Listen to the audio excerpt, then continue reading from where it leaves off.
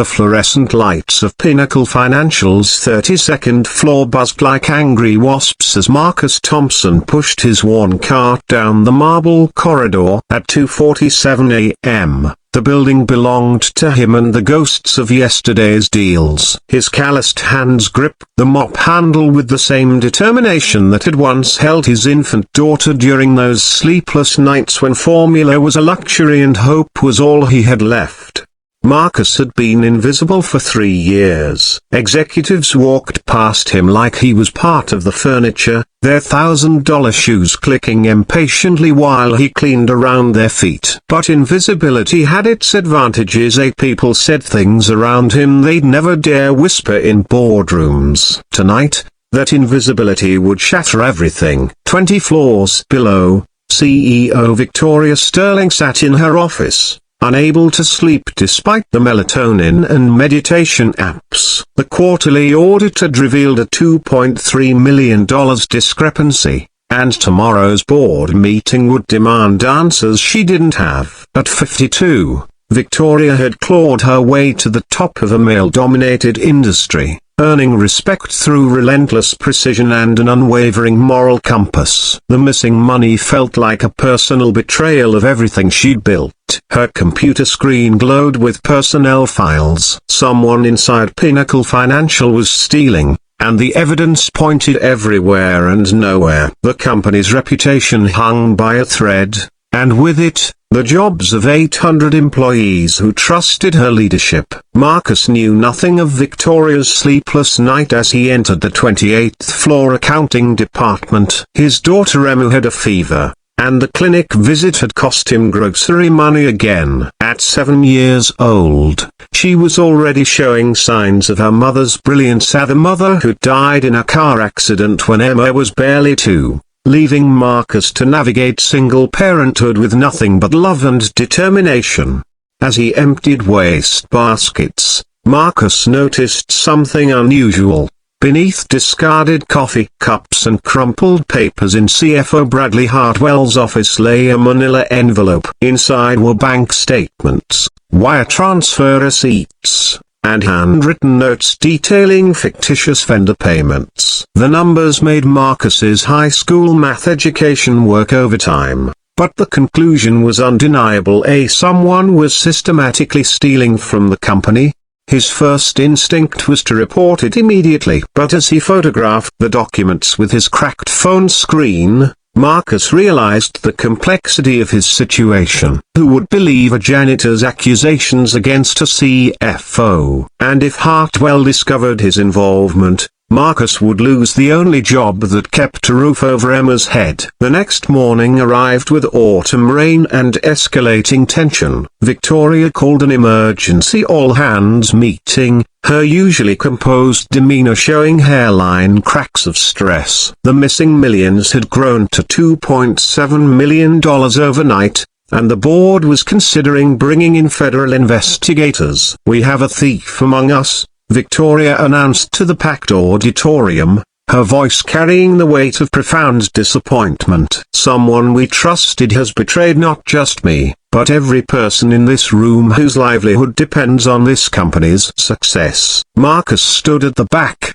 still in his maintenance uniform, watching faces in the crowd. He saw genuine shock, calculated concern, and in Bradley Hartwell's expression, something that looked suspiciously like relief masked as outrage.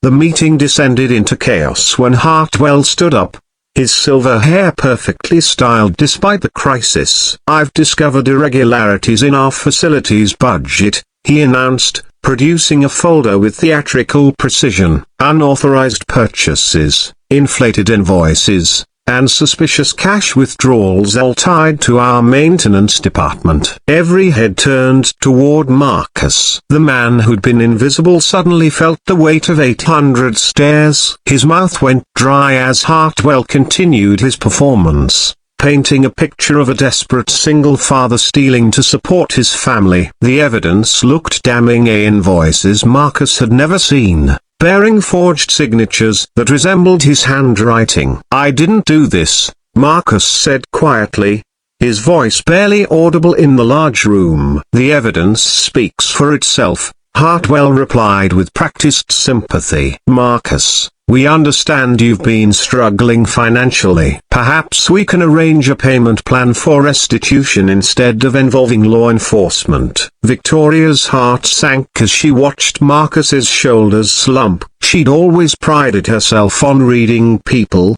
and something felt wrong about this convenient solution. But the evidence seemed clear, and the board would demand swift action. As security moved toward Marcus, he made a decision that would change everything. Instead of running or pleading, he pulled out his cracked phone and spoke clearly. "3 nights ago, I found bank statements in Mr. Hartwell's wastebasket. I photographed them because I thought the company should know." The auditorium fell silent. Marcus's hands shook as he forwarded the images to Victoria's email. "I know nobody has reason to believe me," he continued. "I'm just the guy who empties your trash cans. But those documents show wire transfers to accounts I've never seen, payments to vendors that don't exist, and signatures that aren't mine."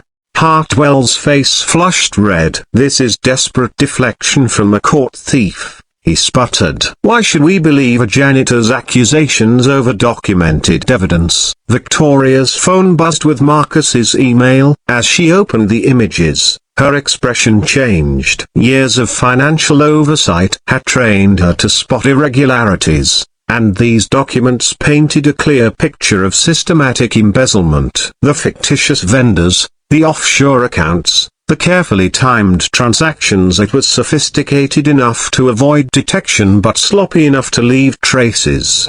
"Bradley," Victoria said quietly, her voice cutting through the murmur of confused voices. "Could you explain why your personal signature appears on wire transfers to Caribbean banks?" The room held its collective breath. Hartwell's composed mask began to crack as Victoria continued examining the evidence. "And why these vendor contracts reference companies that don't appear in our official procurement database?" What followed was the longest 30 seconds in Pinnacle Financial's history. Hartwell's lawyer-coached denials crumbled under the weight of digital evidence that Marcus's simple act of documentation had preserved. The man who'd built his reputation on financial precision had been undone by his own arrogance and a janitor's sense of right and wrong.